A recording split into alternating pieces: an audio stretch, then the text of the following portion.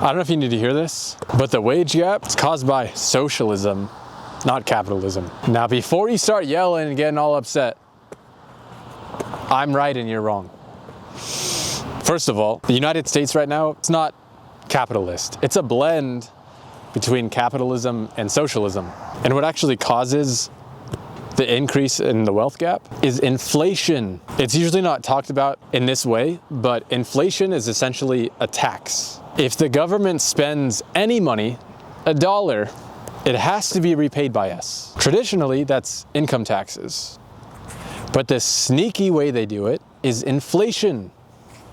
Either way, it diminishes your buying power. With income taxes, you have less money to spend, but with inflation, the money you do have buys less. Inflation is much easier for the government. And this is Democrats and Republicans. It's both sides, whatever. This is not a left versus right. If you think about it, it's the easiest thing for a politician to do. The presidential candidate will want to say, here, I'm going to give you free money. Whether it's stimulus checks, whether it's spending on this, spending on that. Here, I am doing this out of the kindness of my heart. It's coming out of my pocket. Here is free money. But the government has nothing to give. They cannot give you any money. They don't have any money to give you. If they give you $1, they have to take it back, either direct and clear with income tax or indirect and sneaky with inflation. And those two forms of tax are different. Inflation actually hurts the poor and it helps the rich. Look, I'm a millionaire. I've bought rental properties using leverage. I understand how that works. With inflation, assets tend to go up in value. Now, other things that go up in value, in price, groceries. Now, somebody who has less income, they're going to get hit harder when grocery prices go up. So inflation is a sneaky form of tax, but it's a regressive form of tax. And what causes inflation? Well, it's when the government spends a lot of money. When they spend more money than they bring in income taxes, they just print it. The Federal Reserve literally just prints money out of nowhere and they buy government bonds, which essentially means that they're lending money to the government. The government can just spend it wherever. It's usually on things that you like, parks, libraries, social security, this and that. But they're not giving it to you. They can only take it from your pocket and then give it back to you and tell you that it came from them. The way that it works is inflation doesn't happen immediately. They borrow money from the Fed, which was printed out of nowhere, out of thin air, poof, they increase the money supply. They spend it on stuff. Here you go, free this, you get this, you get that, whatever. And then sometime later, prices go up. And then because there's a lag, they can say, don't blame me. I gave you the stuff, remember? I'm on your side. Blame the greedy corporations, it's their fault. So the more money that they spend on things that you like, the more money that they print, the more inflation, and that increases the wealth gap. Inflation does it because it hurts the poor and it helps the rich. Now, capitalism is much better. Capitalism has gotten a bad reputation.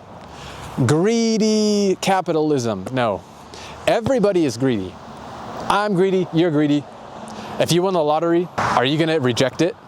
Maybe some people out there, they're like, no, that's too much money. And you just, no, I'm good.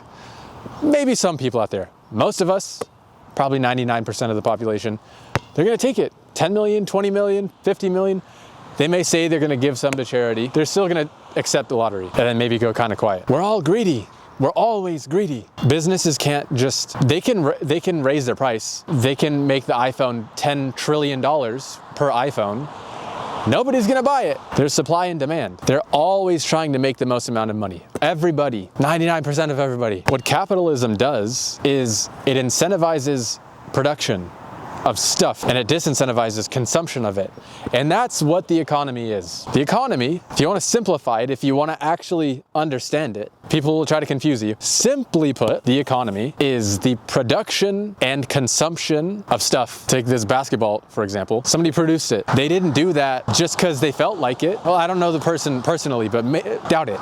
They probably did it so they can get money, which will allow them to consume. They can buy shoes or food or a house, whatever. You have to incentivize the production of stuff and disincentivize the consumption of it. Everybody wants to consume. You don't want to incentivize consumption. People want to do that already. They want houses and cars and clothes and food. They want that already. That's obvious. It's easy to spend. It's easy to consume. You don't need to incentivize that. So when the government, the Fed says, no, inflation is good, a little bit of inflation, no. Deflation would be better. If you think about TVs, they tend to go down in price. If you see a TV on the shelf today, you can wait a couple of years. It's probably going to get cheaper because of technological advancements. But people still buy TVs because they don't want to wait. So back to socialism. Socialism in its extreme form will almost punish people for making stuff.